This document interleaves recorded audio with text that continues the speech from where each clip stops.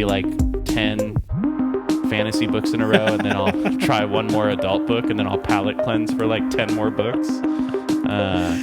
Oh man, I'm gonna be honest with you, Spencer. I think I'm gonna have to cut out most of that.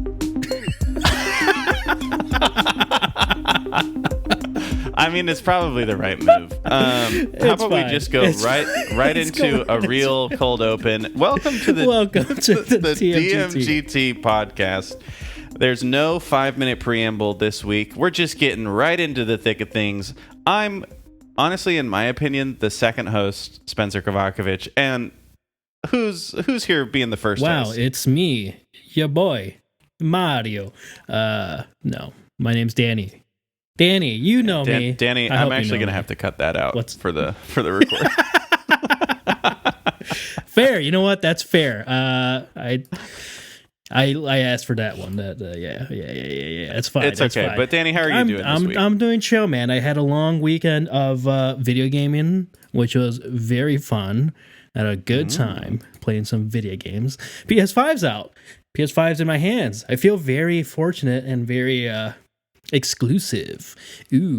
Because I came into work on Monday and like my boss's boss and like one of my coworkers were like, "What the hell? How'd you get the PlayStation?" Blah blah blah. And I was like, "Yeah, sucks to suck."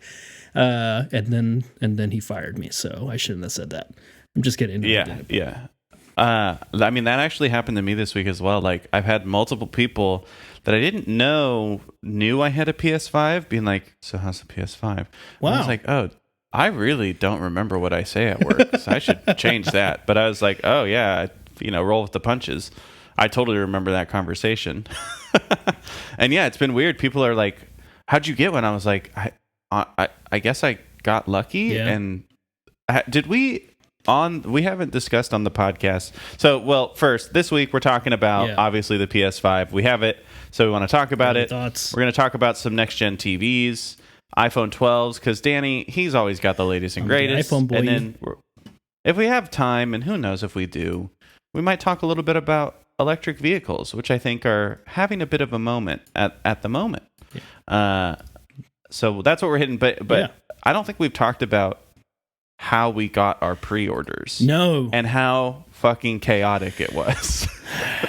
It was a mess. I don't know if I don't remember. Were you Twitch streaming at the time? I was Twitch streaming. Actually, we both were because we were playing some Warzone. We were playing. Yeah, we were playing Warzone. And then Cody, who was on the podcast a couple of weeks ago, he texted me. He's like, "Hey, it's live." Or no. My brother texted me. Yeah. He said, "It's live." And I was like, "What?" We were freaking out. We stopped our game. So, it was if people remember, just to kind of roll back a little bit, PlayStation had a little event thing where they said, "Hey, pre-orders are going live at midnight." And in classic fashion of stating a time for a pre-order, the pre-order actually started at like 6:47 or just random ass time, because the dam broke where I think Walmart may have been the first ones to accidentally, Walmart was, or on purpose, let pre-order start happening. Best Buy, then Amazon, they all kind of fell like dominoes. And Danny and I, having a great time playing some Warzone, oblivious, just said, we talked about it. We were like, "Hey, wouldn't it, oh man, we gotta maybe we just play for a little while and then check the pre-orders." And we're like, we're having a good time, not winning, doing bad, but having fun, fellowship with friends. And then you get a text. I do. And then we stopped playing. In a panic. Truly in a panic. Because the text was like 30 minutes late. Like, we had just not checked our phones, I thought. Right. And I think you beat me to a store browser or something. You quickly got on that. And you're like, "Danny, it's gone. We're screwed." And we checked like all the stores. We checked Best Buy, we checked Amazon, we checked Walmart, we checked and everyone. And we both got stuff in carts at Best Buy. Oh, that's right. The digital versions. The Best in Buy the cart. Yep. Couldn't check out. And then it sold out. So frustrating. Sold out. Oh man. that feels like so long ago. It was truly that day truly was a mess. But honestly, it kind of reflect like that's why people don't have consoles right now. People are looking for them. I think what they're doing now is like they're phasing out, like they're like releasing in batches. Basically, is what they're doing. And you can still try to get some now. So it's like, guess we were technically wrong. All hope is not lost if you don't have one yet. You can still try, but you have to basically be on a Best Buy or a PlayStation or all of those sites basically all day long refreshing, hoping that you land it right when the sales open up. So and like the way that we actually ended up getting them was you somehow scraped like a kind of like a fake Amazon cart URL. Pretty much. Where if you clicked this only the URL, it just pushed one into your cart. And then somehow it actually worked and we got the disc version. So Danny, you're rocking a disc version. I am rocking a disc version. I'm also rocking a disc version. I mean, first impressions, you get the box. What do you think? Excitement. It's very fun, like a kid on Christmas. It's goddamn so huge. This thing is like I can't understate how big this goddamn. It's a big boy, quadruple C's. I really do wish even more so that we got the digital versions because that disc drive makes it even more bulbous. Because it is not an understatement. I would say all of the videos I watched about it undersold somehow just how fucking huge this thing is. My youngest brother has the digital version, and it's significantly lighter than the disc version. The disc version adds like some real heft to this thing, which is already pretty big. But it was like, whoa, I wasn't expecting it to be that much of a difference. It's kind of crazy. Yeah. It's thick, it's big.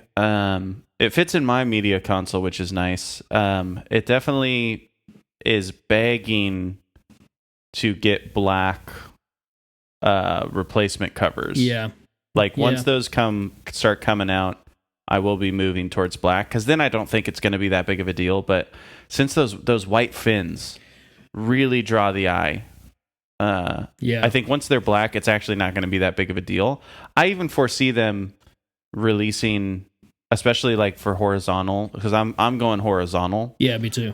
So like the airflow isn't as needed on the bottom and the top, which is why there's extra finnage. Yep. I bet you they release like almost like a close crop one that's just the size of the actual unit as opposed to having that flare out. Oh yeah, you know what I'm saying? Yeah. Interesting. For people who do horizontal, because I don't need the extra airflow. Like I don't need that extra space, basically. Because I think then it's actually not going to be a big deal. And I would say for the people who are thinking about the size comparisons, and first, hey, size does the motion matter. of the ocean, baby. But anywho, dick jokes aside, the Xbox is also fucking humongous. Yeah, the Xbox is also enormous too, and it's like and the thick. Thing, it's so wide, and like if you were playing horizontal, which I would always be doing horizontal, whichever one I did, the Xbox looks like you stacked two 1990s VHS players on top of each other, and then just like cut them across the back, so they're like, because it's like the only thing you're going to see is this humongously tall receiver looking thing. So it's not like either of them are going to be nondescript. The black, I think, helps the Xbox be more nondescript, even though it's still large. Black is slimming, Spencer, so. Oh, don't I know it? But yeah, it's huge. That was my first thought. The controller's like a little bit bigger than I anticipated as well. Like it's heftier than like your PS4, your DualShock 4, and that one was bigger than the previous one. Yeah, I do like it feels good. Like, well, we can talk more about like the controller once we get into like playing the games, but it feels good. Like just right off the bat, it feels nice. It's not too heavy. No. Like it's bigger, but it doesn't feel significantly heavier. Which I appreciated. The one thing about just like the the unboxing was pretty, like, I was expecting it to kind of feel better. Like, the unboxing was very standard electronic. Like, they did not put a lot of care into the experience of opening, which is interesting in a world where, you know, Unbox Therapy has like 6 million subscribers on YouTube. It's crazy that they didn't take a little more time than the standard, just like 2 little things holding it in the middle of the box on top of box. You know, that, like, whatever that material is that covers stuff, like the like the foam plastic. Yeah, the foam paper or something. It is interesting, right? Because it's such a dumb and weird, pointless, insignificant thing to like notice, but you notice it. And like, I mean, looking at Xbox unboxing experiences, it's very clearly they put a lot more thought into that experience. I've had a more aesthetically pleasing, if you will, unboxing experience with fucking my Hydro Flask canister. No, absolutely. Like, I mean, I'm thinking, like, what's the last thing I really unboxed? Like, I think I unboxed like this like little UV light guy that I have over here for like sad lampness. But I think that was a better unboxing experience, this is like a $25 Amazon purchase. It's very odd, especially now that it must be something about the Japanese market just straight up not caring about that stuff. Yeah. And it's like, I don't care about it, but it was definitely just something that I noticed. I mean, enough to notice at least, yeah. Well, yeah. I think maybe if we weren't doing a podcast about technology and video games and media, I probably wouldn't have thought about it. But now that we're kind of a bit more intentional with thinking about the world that we're in, I think it was more glaring. Yeah. But so initially, you know, I was a little concerned with, you know, is this going to look good? How's this going to go? Right. And then you get it plugged in, and that first little moment when it turns on and guides you through the setup is so fucking easy. It is that setup was so seamless. And then you plug it in, and it's like, oh, they put a lot of thought into this actually. Yep. So like you turn it on, you get a nice little look at our SSD HDR screen, look 4K, bunch of particles kind of blowing through your hair.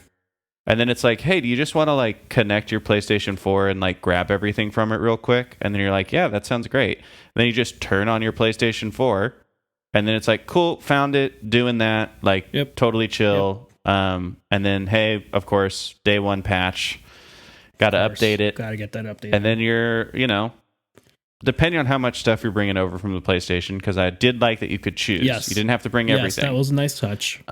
I liked the choice because, I don't know if I needed to bring over, you know, games that I haven't played in 6 months. And I didn't. 10 minutes, maybe 20, depending on how your internet's going. And then you're in and you just open the UI, and it's like they took the UI, all the good parts of the PlayStation 4 UI, and removed almost all the bad parts. Yep. But still kept it feeling like a consistent thought. Yes, it didn't feel like you had to learn the experience all over again.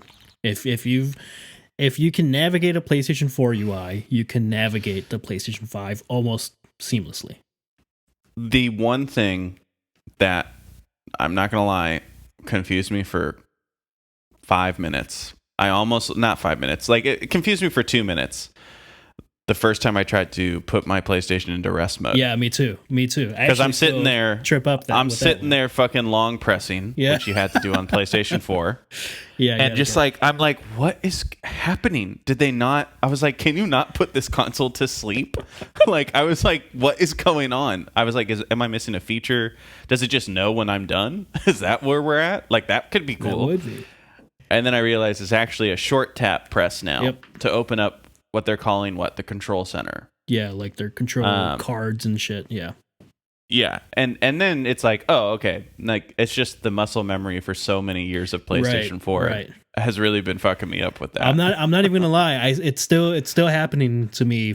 5 days later, yeah, it's still happening to me. So. Every time I have to think about it. So that's like one thing to remember, because that is gonna frustrate you. And then the other thing I think is the bigger thing. And I'm glad that I was reading like some launch day Reddit threads about this.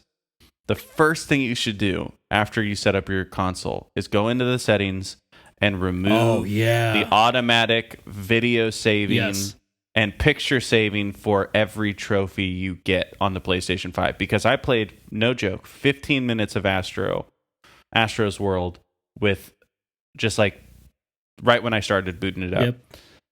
And I had already taken up 500 megabytes of space on an already underspaced game console. Yep. Because it saves 15 seconds of video for every trophy.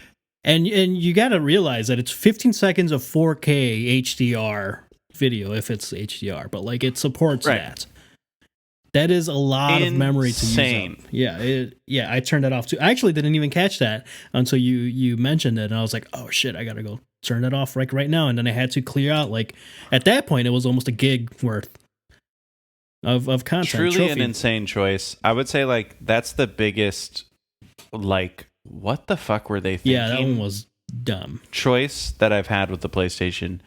So hey, pro tip, if you haven't gotten that should be your first thing to do, because what psycho goes through their own trophy system to just see a 15-second clip of your trophy getting got? Like, who is that for? You already have the trophy, so like it's not like you need that footage or anything. Yeah, but then it's also like, what does that footage even... Like, what does that do to rewatch a 15-second video of the last act to get a trophy? Yeah, I'm like thinking, like, even if you were trying to push out content consistently, that's probably super spoiler heavy, any of the trophies that you actually care about, or any of the tricky ones to get. So, I don't know. I think it kind of like, that's one thing, if that's like their first thought to do that, kind of continuing from the PlayStation 4 genre, and PlayStation 3 and PlayStation 2. Sony does not understand the social aspect of gaming very well. Because it's like, no one cares about that. Like, no, honestly, all they need to do with social gaming is let me see if my friends are online, or let me go offline if I don't want to play with anyone. Make that a little bit easy, and just integrate with Twitch. Just integrate with social media, but like Twitch would be the biggest one. Like, all right, just you're plugged into Twitch. You can live stream your shit. Go. Yeah, that's it. Like that's all you need. So that's probably the biggest stumble of the, I guess, system UI or something. And then also I noticed there's no themes yet. Yeah, I haven't really gone into. I was never really a big themes guy, so maybe that's why I just haven't like bothered to look. But if you are, I don't think there's any available, right? Not yet. I like having like a nature theme background, and then I also I had the Firewatch dynamic theme. Oh, that's a good one. Which was just really nice because the little like background music that it added is like very soothing. Yeah. So it would be like, if it was on, I wouldn't care. So I am excited to see what themes look like with 4K, and there's a lot of real estate that the theme could take up too. Like, it doesn't feel as cluttered as the PlayStation 4, but I guess what should we talk about from there? I mean, let's talk about what have you been playing over the weekend? Quick reactions on your experience so far. Actual gaming stuff. I honestly only played like 30 minutes of Astro's World, as I was waiting for Miles Morales to download. That was my first game I got, and like Astro's World is good. It's a lot of fun. It's like a playable history of PlayStation. There's some fun use of the controller. It really kind of shows you And like this is what every review of Astro's World has said. It shows you what the controller can do. Yeah. And it is so like the controller, the touchpad is so consistently sensitive. Yep. Where there's a couple like ice moments on Astro's World in the early stages if you turn the same way I did to it, and like you control like an ice ball going up like a ramp that has no sides, and it's like twisty and turny, and it is so responsive, like so much more responsive than the first iteration of the touchpad. So it's like that was cool. Obviously the adaptive triggers are really fun. That haptic feedback like is so specific on your hand. And Astro Worlds it's a fun little character. Like I think had Astro's World happened on like the PlayStation 2 era, we may be thinking about Astro's World as like a Mario competitor, because it is a really cute character. The world is really cool. It plays really like the platforming is accessible. Yeah. I was really surprised at how fleshed out it is as a like proper game, basically like a proper platform. Well, have you played the VR, No. the PSVR Astro? I have not. It's the best VR thing they have. Like Wow. it's a VR platformer where you actually like the VR aspect comes into. Sometimes you have to like turn around a corner to see what you're supposed to do. So it like truly puts the platforming in 3D space. And they also use the controller in interesting ways in that. Definitely like was a fun. And it also was kind of the showing of what VR could be for. So they kind of had fleshed out the world a little bit, because that's a really good game. So it was fun to play the little guy again. But then once Miles Morales booted up, I was like, all right, fuck you. I'm never going to play you again, which I won't. I'm not going to beat Astro's World. I don't have the time. And then the biggest thing about it is you start to play Miles Morales, and then you realize why it's next gen. And I'm not talking about the graphics, because honestly, the graphical leap is not very crazy, like in my opinion. Fair. But it's the fucking load times. Oof. Like just playing a game is so much quicker. Honestly, like half of my complaints about NBA 2K are mitigated almost entirely by how quickly the PlayStation 5 loads everything. Oh my gosh. Playing on a launch PS4, any of the more recent 2Ks, is the most frustrating thing. You play, especially when you're playing My Career, and as a rookie, you might play 90 seconds in a game. Yep. And you have to go through like 5 minutes of load screens to get to the game. You play 90 seconds and then you have to do it again. So annoying. Yeah, and like we talked about it too, but like we're seeing it, especially Miles Morales, we knew was going to be the first one that kind of implemented that, and like Godfall is doing it so far a little bit, because I'm playing Miles Morales and Godfall right now are like my two, and actually 2K. Those three are like currently the ones that I'm playing this for an hour, and then I'm playing that for an hour, and I'm rotating between those three, depending on my mood. But Miles Morales in particular is doing like a really good job of like showcasing how game design is going to change moving forward, because you don't have to worry about the load screen. Like you grab that example, and like this is an example that's been out even before the launch of like comparing Spider-Man PS4 and then Miles Morales PS5. You finish a mission in Spider-Man PS4, they do their little talky thing, and then it cuts into a load screen, and you wait a minute, 2 minutes for you to load back into the world. Miles Morales, you web through a chute, and you come out the other side in 2 seconds, less than 2 seconds, and you're back in the world. It is amazing. I think I have edited out wait screens in games, because I don't remember that in Spider-Man 2018. Yeah. But yeah, now I'm remembering, you would complete a mission and then it would be like, all right, we got to load the world back in. And now you can do stuff. That is truly like with Miles Morales. And initially, I think they patched Miles Morales like day 1 or day 2. Yeah. And they actually removed, like, they had a quote unquote load screen when you fast traveled, where it didn't need to be there, basically, is what happens. Right. And then they just removed it. So you go to fast travel and then you walk out of the subway. It's like literally it's so nice. It makes the gaming experience so much quicker, because with 2018 Spider-Man, I wouldn't fast travel because it was faster To just web to across. just swing. Yeah. And then that got so tedious. Because it's fun. I mean, to it swing, is very don't get me fun, wrong. yes. But like when you're like, oh, seriously, that's where the mission is?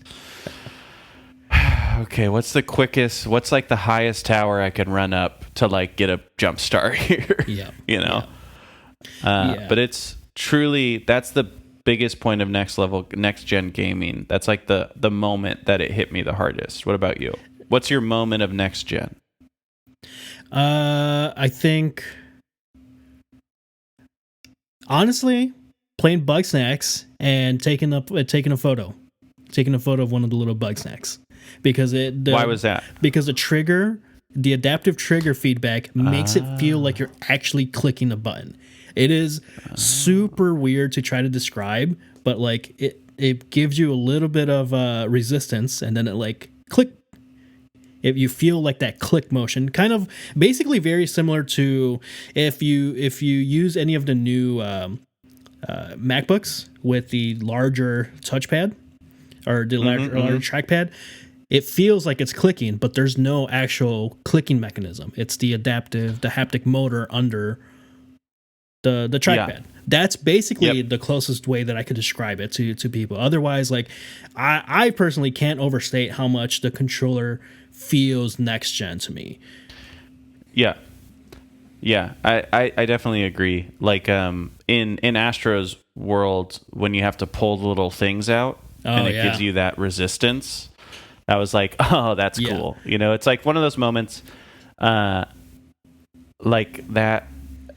Just like laughing at a video game in joy is that's like that's the best part. That's what it's all about, man. That's what we're chasing. Right, you're just chasing that like, this is so fucking cool moment. Like I had that when I first started playing Ghosts of Tsushima. I just was like, oh, this is so fucking cool. And I think like I'm really excited. My fear is it will go the way of the trackpad for PS4, where like almost no developers use it. Yeah, I think that's a legitimate fear. I think we have a couple of people bringing that up, that like, what happens if that's what happens? And like, yeah, that's a legitimate concern. I think that this one feels more, it's less gimmicky to me than like a touchpad, because it's like actually impacting your gameplay in some capacity.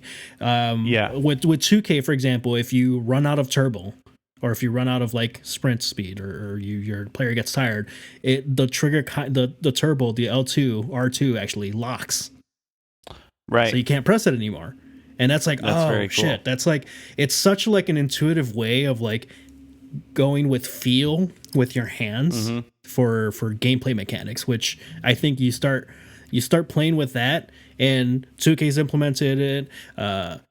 Cold War has implemented it, which, by the way, is like making up something stupid, like 40% of the player base for a PlayStation 5 is Cold War.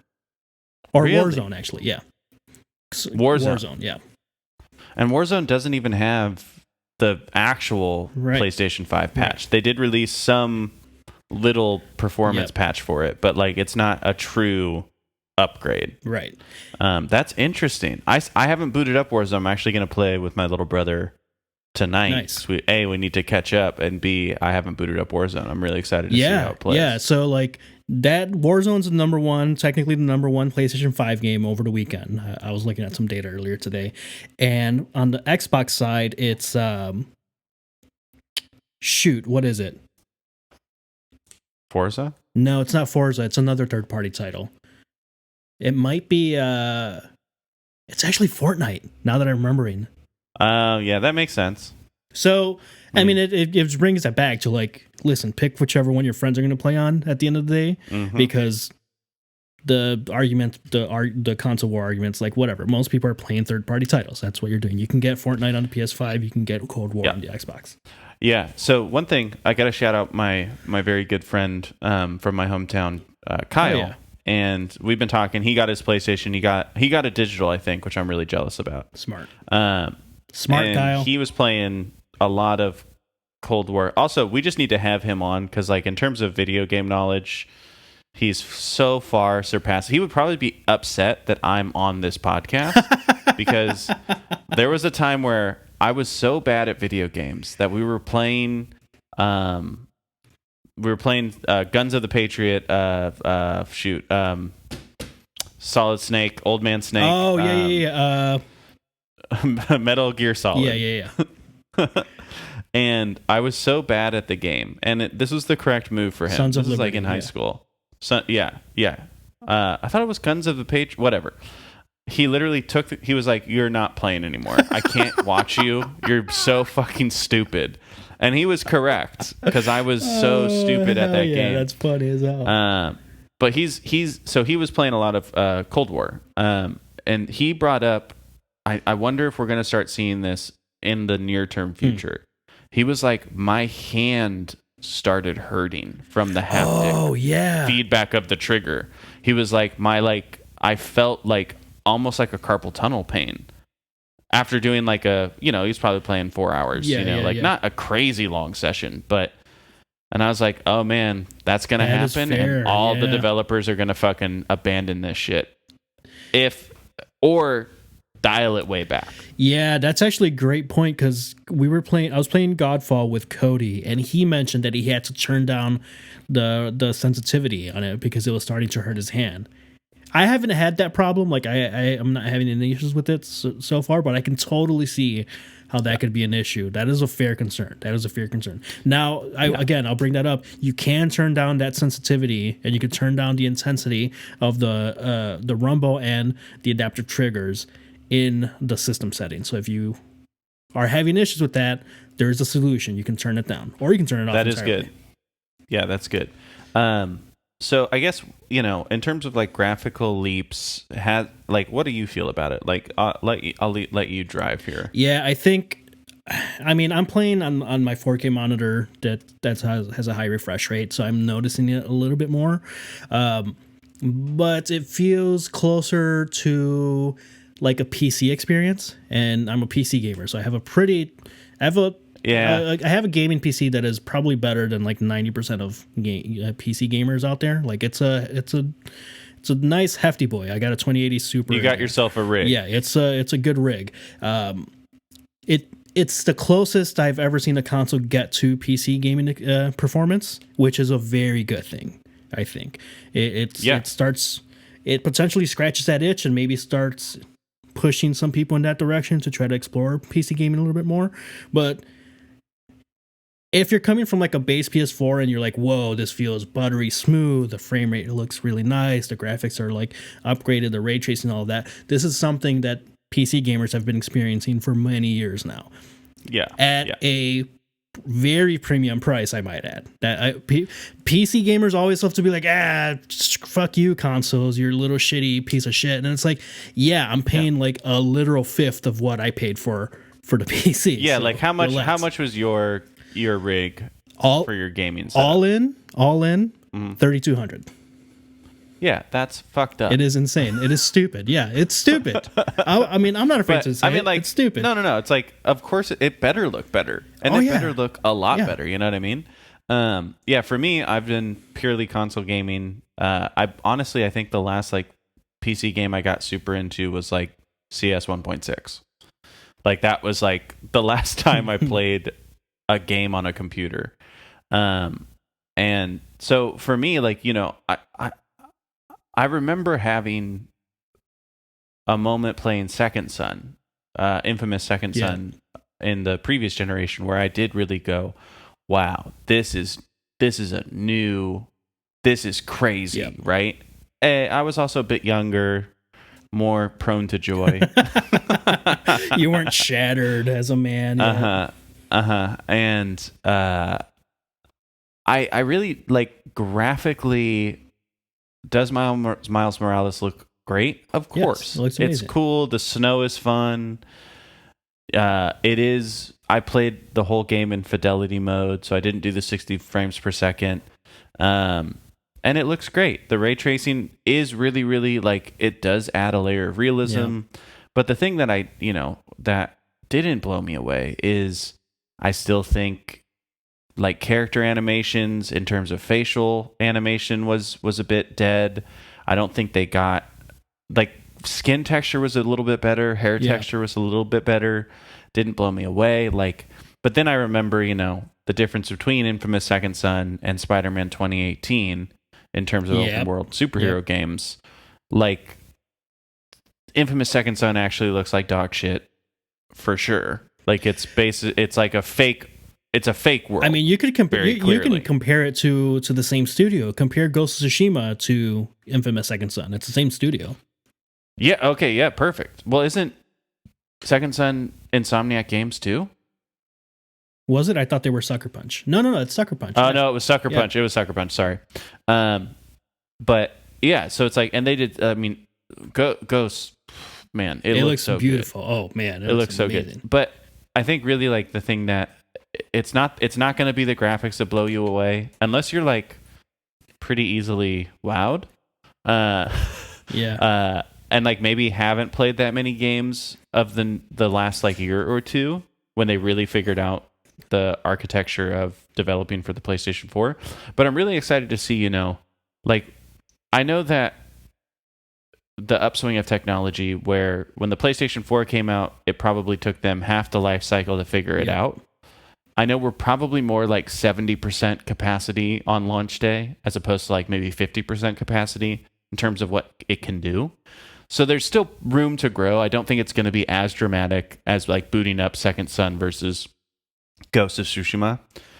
But it's going to get better. I actually do think that it will be that dramatic. You do think? Because you're coming off of PlayStation 4 Pro, right? No, you're coming off a base PS4. I'm coming off of a base. So here's why that just actually makes Shouldn't it better. It wow me though, right? That's the thing that I didn't get the wow. How long have you been playing on a 4K TV? On my PlayStation base? Yeah. I mean 4K 120 hertz only 5 months, but a 4K TV for the last like 5 years, 4 years. Yeah, and I think where people are going to see the biggest difference, and this is a perfect transition to talk about televisions. This is a great segue. Is the people, and I think it's a non-negligible amount of people that are going to be moving from their 1080p TVs to now a new console and a new TV at a higher refresh rate. Yeah. And I think that's where like most people are actually going to see like the biggest graphical difference, because ray tracing is going to be brand new. The higher frame rate is going to be brand new. More assets in the world is going to be brand new, so it doesn't feel empty like a Second Son does. And the other thing is that these games, while yes, they're taking advantage of the power of the PS5, they still have to be compatible with the PS4. With the base PS4. Yes, and that is what, like how much more powerful is the PlayStation 5 versus a base PS4? It's like 5 times more powerful or something like that. I want to say 5 times. Yeah. And it's crazy also how quickly technology advances. When the PlayStation 4 was released, I think the US Navy strapped 100 of them together and it became the 5th fastest supercomputer in the world. Like that was like a news story. They're like, yeah, we just like, I don't know, we fucking like smashed a couple PlayStation 4s together and now we can like decode Chinese submarines. Like, whatever they were doing. It is crazy that it was like, oh, that was one of the most technically advanced things we had at the time. And also cost benefit. Yeah. And now we're like, yeah, those things are dog shit that can barely run a game. Yeah, no, the rate that, especially the way that graphical computing advances, like it's every 2 years you get a new generation of graphics cards, basically. So like that's where the gaming PC folks were like, oh, you can upgrade and this and that, and you have the latest and greatest, and yeah, all of that, but you're spending $600 every 2 years. Like, I'm not trying to do that, or most people aren't trying to do that. But I do think people are going to notice it, and they're going to feel it, especially if you're coming off of a 1080p and you're upgrading both your TV and now getting the console, or maybe you have the console, you're upgrading your TV, or you're thinking about upgrading your TV before you get the console. Either way, I think that's where I would recommend it most to people. If you are coming from if you still rock a 1080p monitor TV, it is time. It is time to get a 4K HDR TV. Now, Danny, when you say it's time to get it, do you mean you should go out today and buy it? Or do you think that there's still a little bit of play to wait for another price drop? Because I, myself, am regretting spending the money I spent. So I have a 65-inch Samsung Q80, which is 120 frame 4K, HDMI 2.0? It should be 2.1. 2.1. Like it has... It's future proof in those regards. So it's 120 hertz. And I think they can even upscale to 240. Because that's what Samsung has, that smart refresh, whatever bullshit.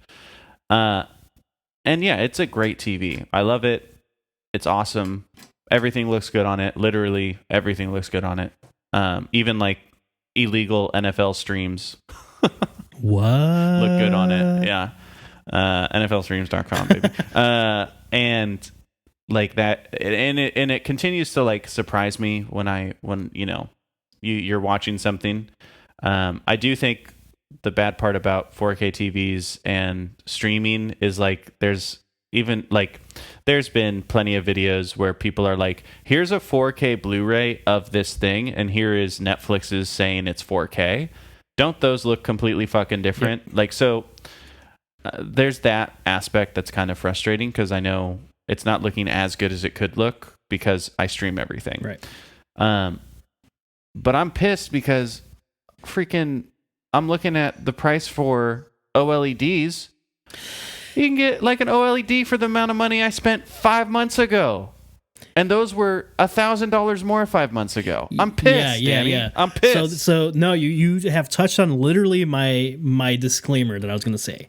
If you don't care about OLED, and there are pros and cons to both, I think this isn't probably the podcast to talk about the differences, or this episode at least. Maybe we'll do like a video or an article on the site, the DMGT.com. To the OLED versus like not getting an OLED. If you get an OLED, you get the much deeper blacks. It feels a lot more cinematic. It gets more expensive then to get the high refresh rates, which is why you'll see like an HDR OLED with 120 hertz, depending on the size, costs you at least, I don't know, $1,500, maybe on sale for $1,300. I think I saw a couple like flagship models that are going to be nice. Right. In my opinion, I personally want to go the OLED route, but if you do like a regular LED with a really nice HDR backlight to it, HDR makes a bigger difference to graphical fidelity, or at least to what you notice, what the naked eye notices, than like going from 1080p to 4K, in my opinion. So if you're like, you know what, I don't watch movies, or I game on my TV and maybe watch some sports or whatever, like whatever, I just want something to play it on and to watch, and it's just time to upgrade, then yeah, you can probably go out there and get a pretty cheap HDR 4K non-OLED, and the price is going to be relatively negligible between now and say like a Super Bowl season in February, where the real TV deals come out. None of that bullshit Black Friday specific models that have bad support to them. Right. On the other hand, if you're going to get an OLED, or if you want to go OLED like I do, that's why I'm waiting until February for the Super Bowl sales.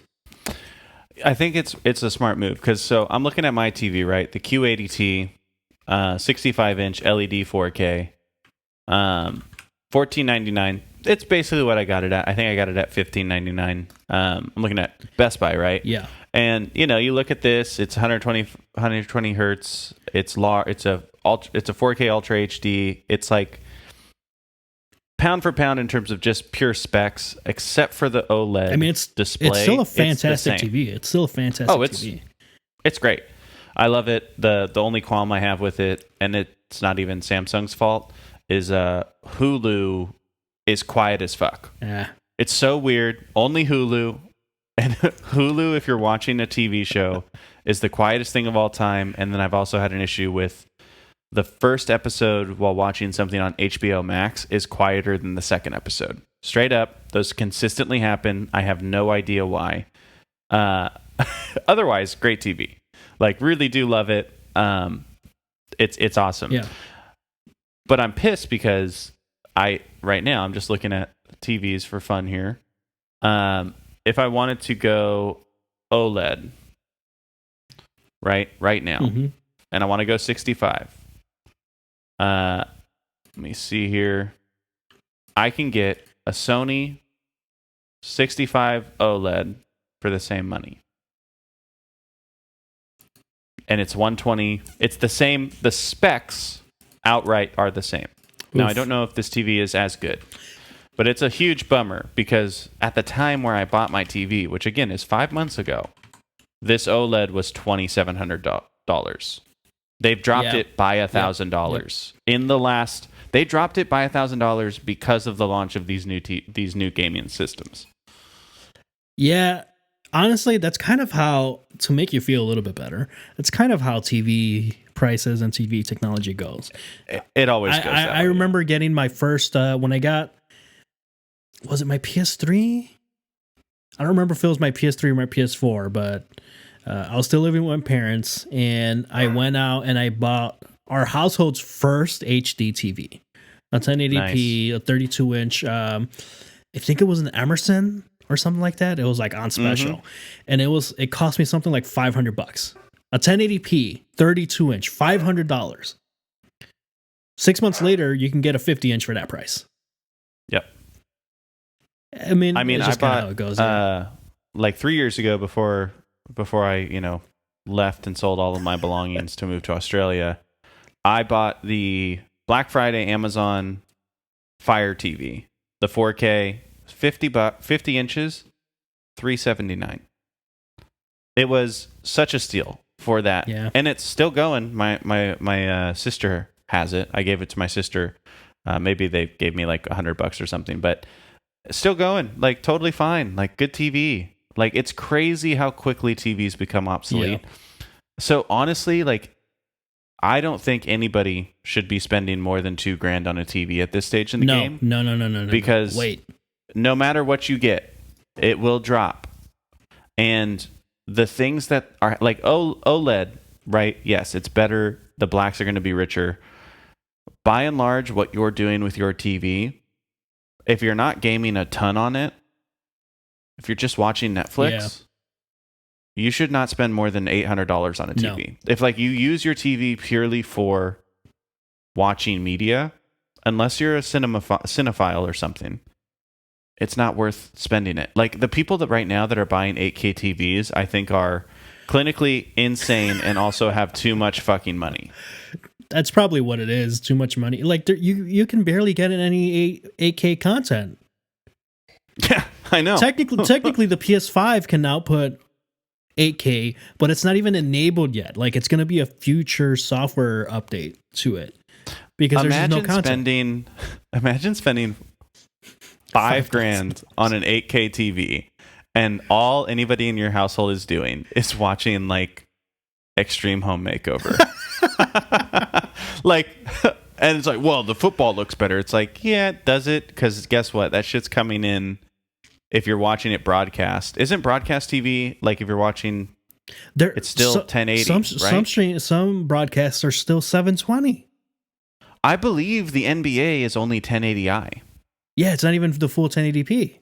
Yeah, like I'm pretty sure. Like, it's just such a use of waste. Like you could do so much more with that money. And like especially like if you spent $1,700 on the TV and then like put $4,000 into a sound system. Oh, you would feel that much. You would never have to buy a sound system again. No, you truly would be set for the rest of your life.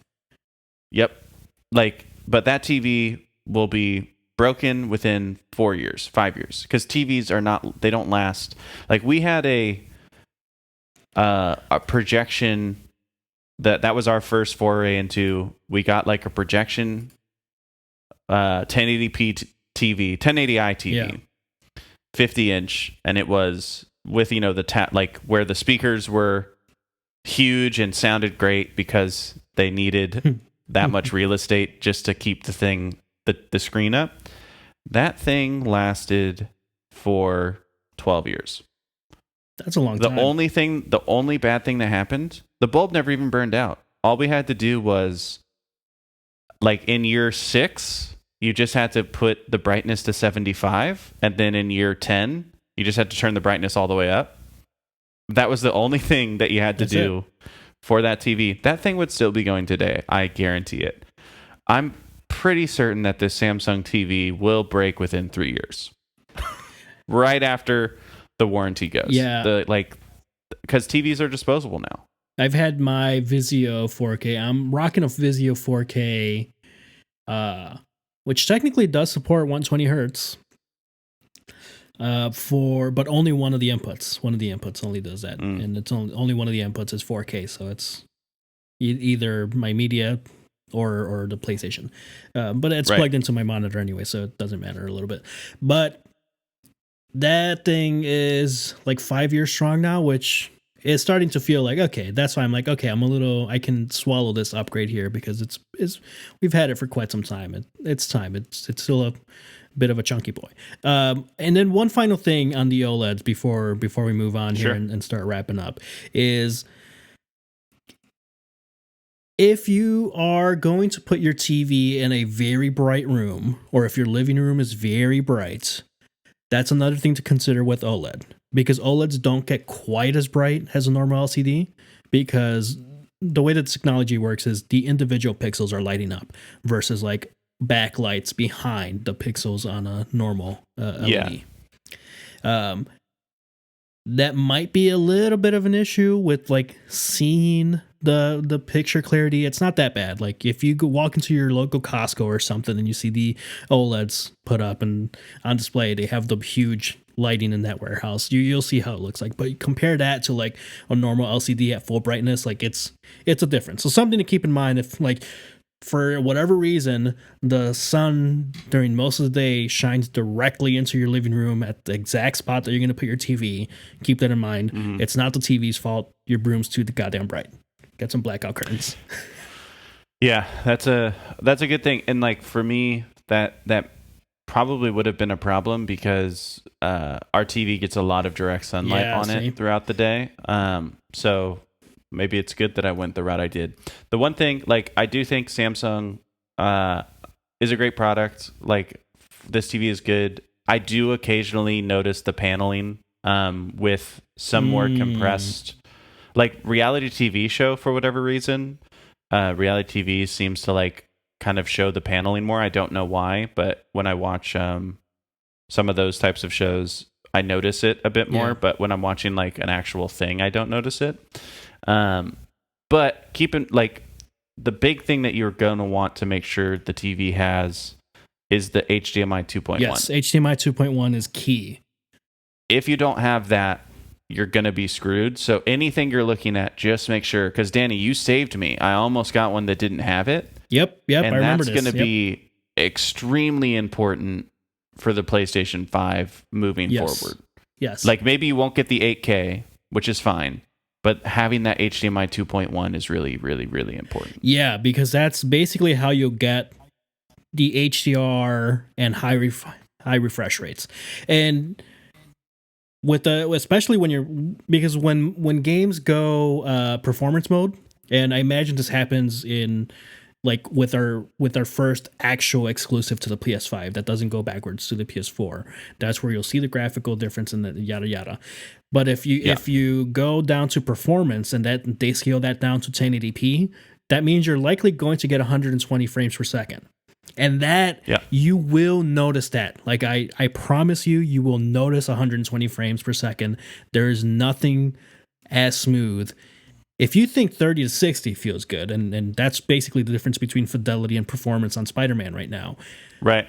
60 to 120 is crazy. It is insane. Yeah. So it just has more bandwidth. That's the thing you need to know. So they can just send more data through than they could with HDMI. Yeah. So yeah, that's going to be the big thing that you're gonna want to check for. Yeah, if you don't care. And I would say it is hard to tell. It is. You have to go into the specifications of the product and all that. You have to go into the specs. Sometimes you even have to go into the questions, because I'm looking at the Samsung My TV on Best Buy. It nowhere does it say specifically HDMI 2.1. It says like HDR 10 plus, which I believe is what they mean when they talk about HDMI 2.1. Mm-hmm. Like, they all have their different version of it. So just be careful. But that's one of the really important ones. And then native refresh rate. Yes. If there's any word in front of the refresh rate that isn't native, it's not actually that. They're faking it. Yep.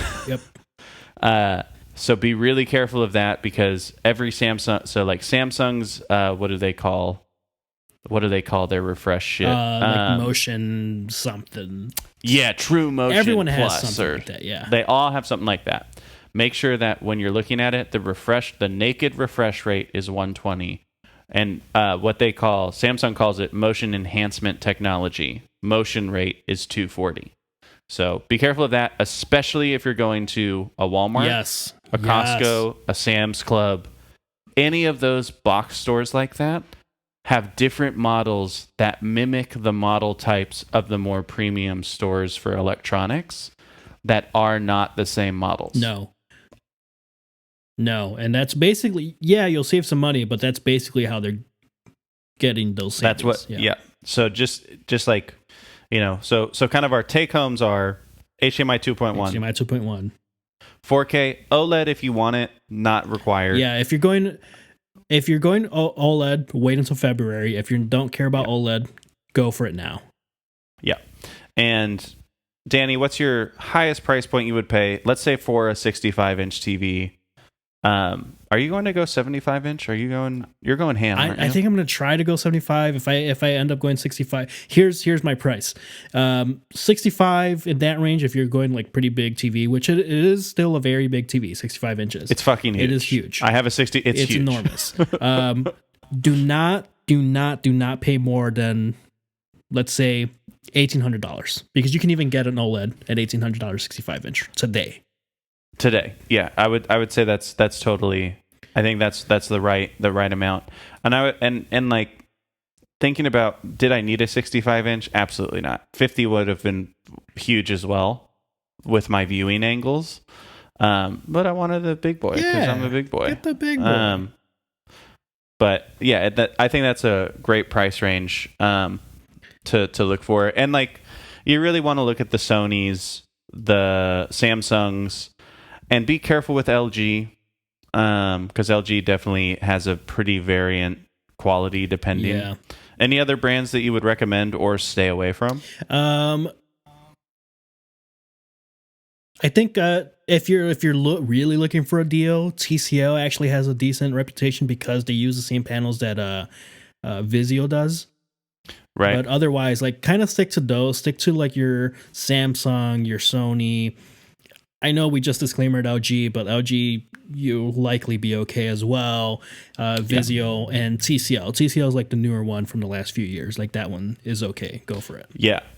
But if you're looking at any other name of a brand of a TV and you're like, this is a great deal, it's because that TV shits bricks. Yes. Like, and the other thing to think about, especially if like your parents are looking for a TV, they're going to potentially gravitate towards brands that used to be great that are now bad. Like the Magnolia can be variant.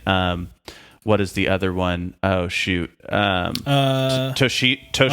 I don't think they even do TVs that much anymore, but there's like a lot of the brands have switched from being the good TVs to the bad TVs now. like Westinghouse. I remember Westinghouse. God. Everyone was like, "Oh, a Westinghouse," and now the Westinghouse is like, you might as well just throw your money into a fucking dumpster. It's caca. Yeah. So just be careful, especially because, like, you know, I'm not saying that parents are stupid. I'm absolutely not saying that. But in terms of just like new technology, the only reason that we keep up is because we're interested in it. Yeah. So if your parents are upgrading from a TV from 10 years ago, shit, the game has changed. Samsung is the king. I believe Samsung used to be kind of the TV that everybody was suspect about. Yeah. Samsung used to be inconsistent. Now they're like undisputed number one, pretty much. Yeah. So yeah, just if you're guiding a parent in the holiday season, guide them away from the old school brands because most of them suck. Yeah, and if you're going anything like 55 and under, wait until you get a deal less than 1,200, maybe even less than $1,000 because they will come up. Yep. I would say Black Friday, is the day of fake sales. Yes. So be cautious of anything you see there. That's a lot of the times where big box stores will have those alternate brand models.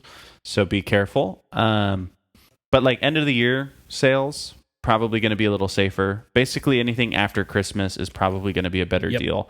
And Danny, you said right around the Super Bowl is really when the real shit goes down. Yep.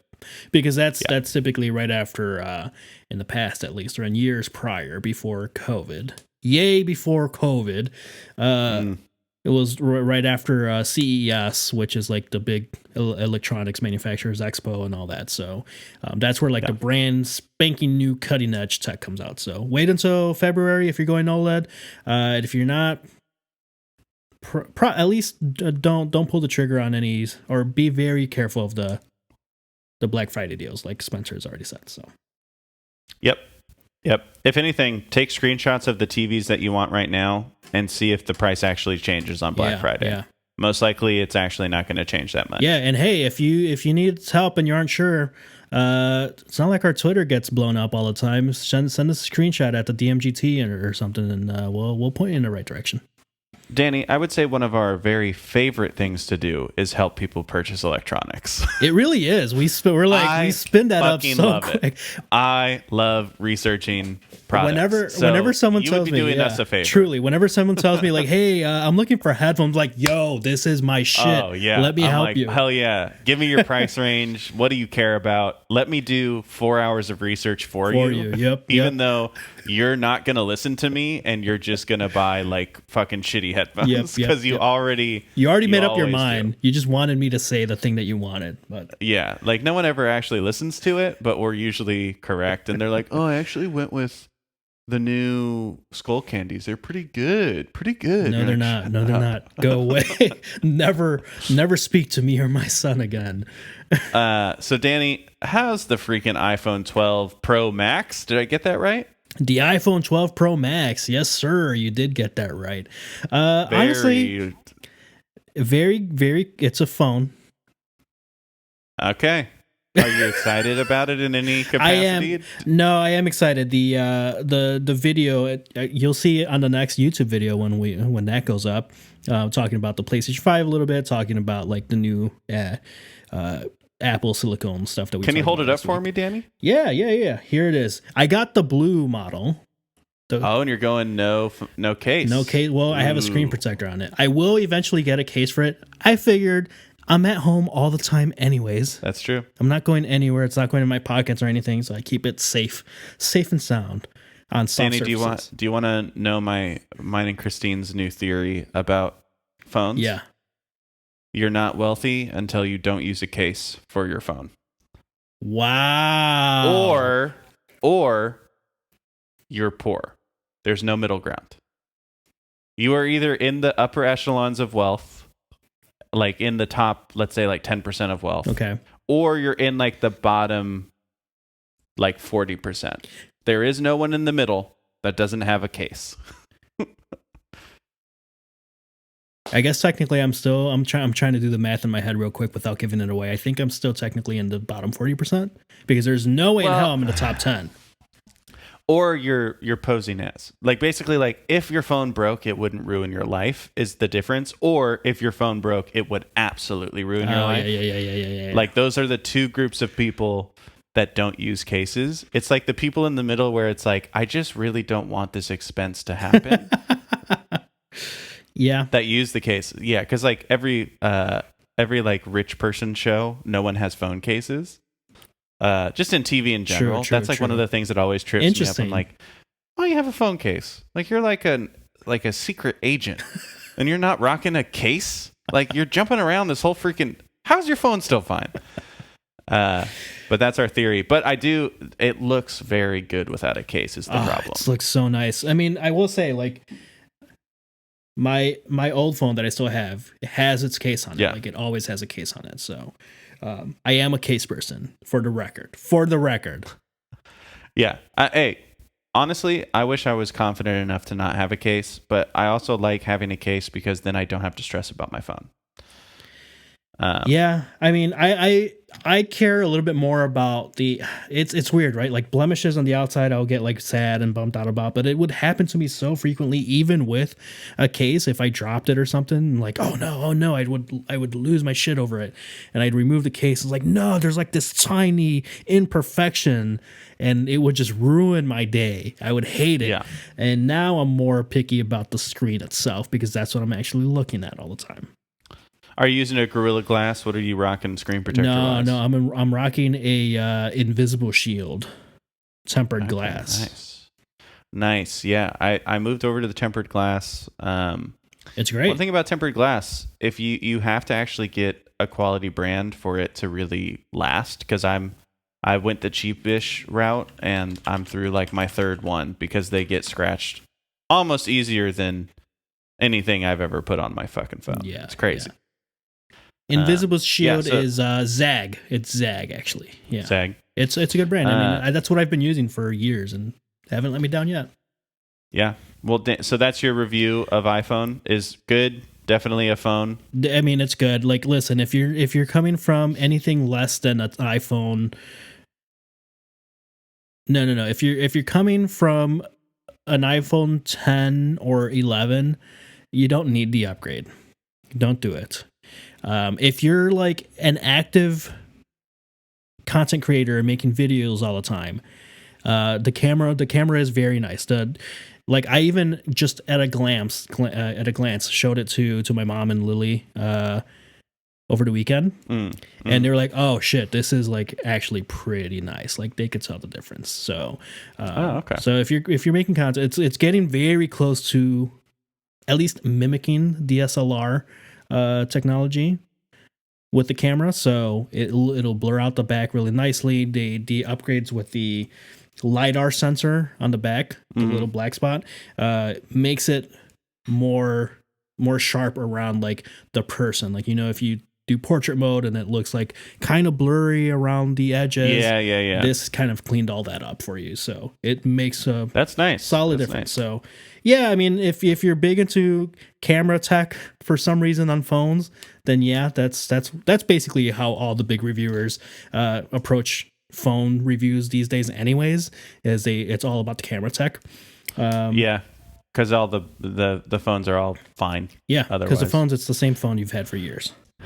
Yeah, I'm definitely I'm the off-cycle upgrader. I upgrade like every 2 years, so I'll be getting whatever the second phase. The next year iPhone is probably what I'll go with. But I'm very interested. I'm interested to see what they do with, you know, the 12 Mini S or whatever version of that they do, because I heard the battery life is bad, and I'm assuming that'll be the big change for the next version. So yeah, I'm excited to see. Yeah, it's cool. I'm glad you like your phone, Danny. I mean, honestly, it's crazy because like people are the only thing holding back the iPhone 12 mini today is the battery life. Yeah. Otherwise, people love that small phone. I cannot wait to have a small phone. It is insane how full circle we've come, where iPhone users. But you know me, I've always hated big phones. Yeah, you have. But at least for the masses, people were like, iPhones are so small, the screen, blah, blah, blah. And now it's like, no, give me the smaller shit, please. Yeah, well, it's because they outgrew pockets for guys. Yeah. Like, Yeah. like, does that phone fit in your pocket straight up? Depends on the pants that I'm wearing. So Mhm. no. That's So a problem no. for me, man. That's a problem for me. Yeah. That's why I've always liked smaller phones, because I don't want to like stress about it in my pocket. Yeah, I've actually evolved. I was about to say evolved. I've actually changed, and I don't like anything in my pockets anymore. I don't want shit in my pockets. Yeah. So that's why I either throw my keys or stuff into my backpack, or now I have like a little fanny sling pack that I carry out when I go out. And I'll just toss everything in there, which I haven't done much of, and that's why I haven't put the case on it. But that's why I will eventually get the case on it, because I'll need to toss it in there. Yeah, I'm old school, man. Well, I'm actually old weird, where I do front pocket wallet and phone. Those are my two things I have. Front pocket wallet doesn't bug me as much because it's pretty low pro. But Danny, do you think we want to quickly touch on electronic vehicles? Do you think we have the time? Yeah, man. 10 minutes. Let's do it. So this is something that I've been, so full disclosure, I've been playing the old stonkeroons. Stonks. And, like every person who starts looking at the stock market, I realize this is all fake. Everything's fake. It's all bullshit. I understand why wealth goes to the top 1%, because the system of the economy makes absolutely no fucking sense. And so if you knew how to make it make sense and had the capital to short sell the market, yeah, why the fuck would you not be doing that? Because that's all the stock market is timing your short sell, at least in what I'm understanding of it, which is very little. I'm stupid. Like, full disclosure, I'm dumb as fuck. Don't take financial advice from us, but still. Absolutely not. But the cool thing that it's kind of gotten me more in tune with is renewable energy, clean energy, and electronic vehicles, because those are kind of like the likely next.com thing. It's like it's likely that the next Amazon level company stock is in some capacity renewable energy, electronic vehicles, something like that is probably going to be the next big thing, right? So with that, I've been looking at electronic vehicles and learning more about, what could be the future if we have a Biden administration, maybe another Democratic administration after that. If we have like a sustained period where clean energy is a focal point of an administration, what would that do for electronic cars? And for me, like, before kind of looking at this stuff, I was like, well, Tesla, there's the Chevy Bolt, and that was about it, right? And like Fisker, but that was like more luxury and not a really big player. But now it's like, looking at all of this, like, there is so many companies now building clean energy batteries, trying to push battery tech forward. Yep, that's what I've been seeing. Trying to figure out, how do you extend the range of an electronic vehicle past what a battery can do? They're playing with solar paneling. Like, I know, like, regenerative braking systems are getting more and more efficient. Like, it's just a really cool area that I don't think we really understand. For me, I think the big thing that I've figured out is the next car I buy will be a fully electric vehicle. Because why not? I live in a city. Yeah. Every time in my hybrid currently that the gas engine kicks on, I get bummed out. Because it's so much smoother and nicer when it's the EV engine moving it forward. But yeah, just like, Danny, what is your thinking? How much do you think about electronic vehicles? Like, where are you at with looking into all this? Yeah, I mean, it's, as someone who is like starting to understand that I need to be smarter with some of my finances, and like, what, the game, while I disagree with it's there, and gotta set myself up and my family up as much as I can for, in the event that something were to happen to me or something, whatever. But you look into some of the stock stuff, and in particular with what interests me a little bit more about that is like looking at how that potentially impacts like metals and battery technology in particular, with with electric vehicles and more renewable energy. Obviously, you want to spend a little less, and you don't want precious metals that are used in electronics to be suddenly, is the next thing that we're like eating up like crazy. Because then you run into it's a little bit of a different situation, right? Because using up metal resources, depending on how that gets manufactured, is different from like using up combustible resources, which very clearly has a greenhouse effect and fucks with the environment. But it's very interesting, especially when you get into the electric vehicle space, when you approach it from like the car head aspect, right?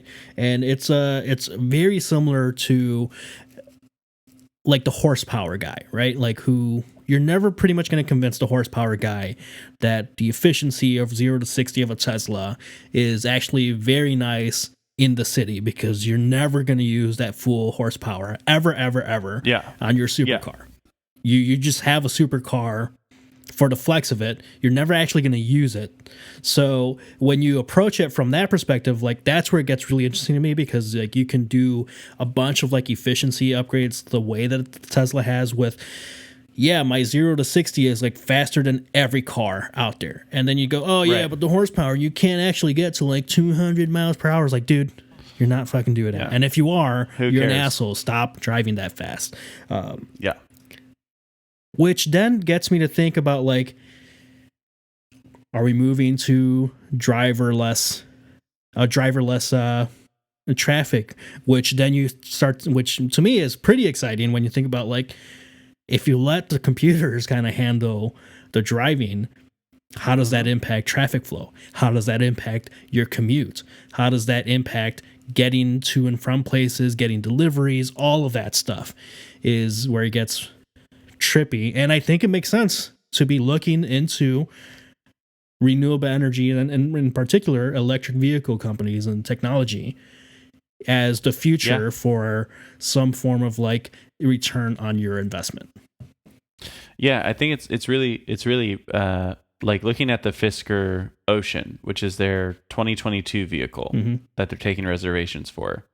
It is quote unquote the most sustainable vehicle ever made, because it has a full length solar roof, fully recycling carpeted, a vegan leather interior.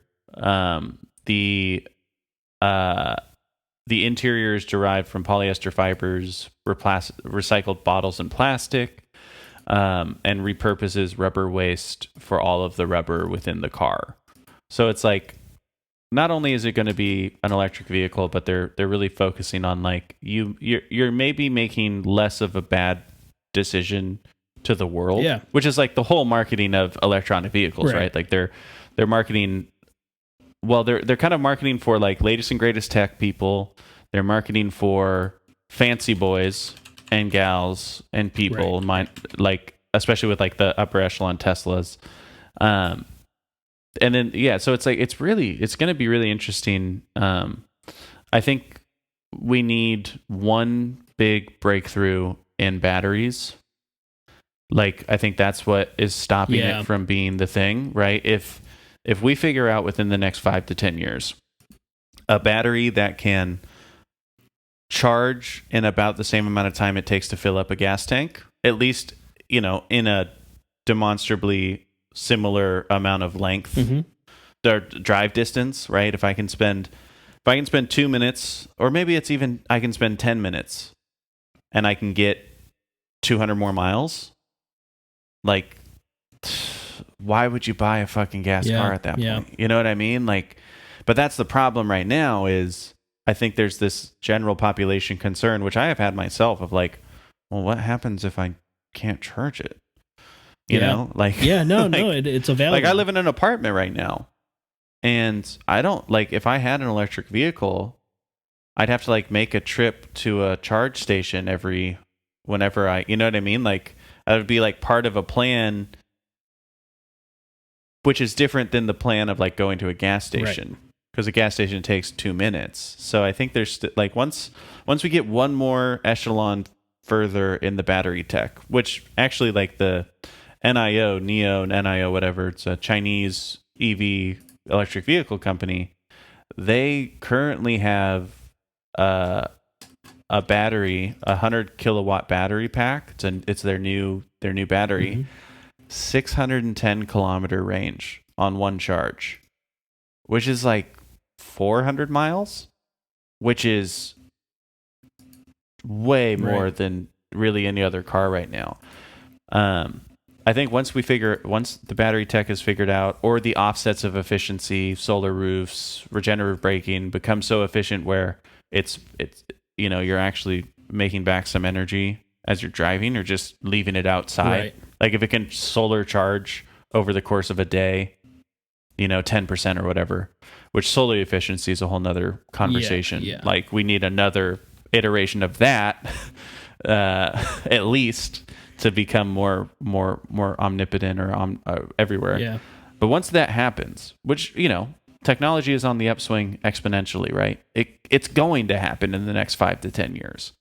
I think that's where we see, it's instead of the documentary Who Killed the Electric Car, it's going to be the documentary Who Killed the Gas Car. So I really think once it gets there, why would you ever go for a gas vehicle? Yeah, and I think the other thing to consider, I think, is like it doesn't necessarily have to be electric technology that needs to advance. Because what if you get to a point where, and now I'm talking like completely, are you talking like hydrogen fuel cells? Hydrogen fuel batteries? cells, or anything with like water that gets used or anything like that? Because I've seen some like, what are those engines called? They're like the hydro something engines. Oh, I don't know. So like that's a thing that I've seen like some fringe wealthy people explore that type of technology, or like researchers and stuff, which it's not quite at the level that obviously electric is. And you think about like you still need power plants and things like that to generate that electricity for you to charge your vehicle. So there's still an impact. It's not a net zero, but it's much less impactful than regular combustion. I mean, I think you're right. I think we're moving in a direction, and we're going to have to move in a direction that the gas vehicle is going to die, and it needs to. But to me, it'll be interesting to see that race in the perspective of like who gets there first. Is it actually electric and battery powered vehicles, or is it something else? Yeah. I it's really interesting because like they're getting more and more reasonable price wise. Like, I could have gotten for relatively close to the price I paid for my hybrid. I could have gotten a fully electric version of my car. Yeah. Like 10 grand more, but like the offset of like never having to use gas probably would make the money back. But it's getting close to being reasonable. Yeah. And then with a Democratic couple administrations, right? Like they're going to do cash for clunkers. That's probably going to come back in a real way. They're going to do tax credit offsets for low emission vehicles again, which I believe were rolled back under Trump, because I was expecting to have some sort of tax rebate on mine and I didn't have one. And I was like, what the hell? Like I'm getting a freaking hybrid. Help me out. Those types of things. And just like investment, potentially, if the government gets in the game trying to push that technology forward, committing to clean energy, figuring out how to, if the United States government threw like $10 billion at hydrogen fuel cell technology, what could we do with it? Yeah, and strictly from like the investment standpoint, the moment the government throws any sort of money in that direction, or there are whiffs of like someone getting put into a cabinet position that's likely leans in that direction, or has their pockets in that industry or whatever, regardless of like, all the shady shit that goes on there. It makes absolute sense to just say, oh, they're absolutely going to go electric and they're going to fund it. So that's likely where the advancement's going to come from. Yeah, let me toss that, $100 a month into some form of stock fund, or into, like, if you do your research enough, into the actual stocks themselves, to say, hey, yeah, cool, in 5 years maybe I can double my cash or triple my cash. Oh, easily. Like you could for sure like dump some money into some electric vehicle stocks. Really just choose one, leave it alone for a couple years. You're going to make money on them right now. One thing to note, we do have to make sure that we stop deifying Elon Musk. He's shitty and crazy and worth $90 billion. He is so far removed from the world. We shouldn't care what he thinks. And I think people forget that with him because he's social media savvy. Yep. But he's, in some regard, a monster. There's just no other way to say it. Did you see that article that his employees like track his Twitter to see what his mood's like for different conversations? That sucks. Like, that is insane. That is insane. Like, I honestly, me and you, we will never, I doubt, be rich enough for anybody to give a shit about us. Like, it's so crazy to think about that there's people so powerful that people are like worried about being in a room with them because they're so insane. Like, I watched this like 11-minute interview of this like tech CEO that was like potentially going to partner with Apple. I think it got bought by Apple.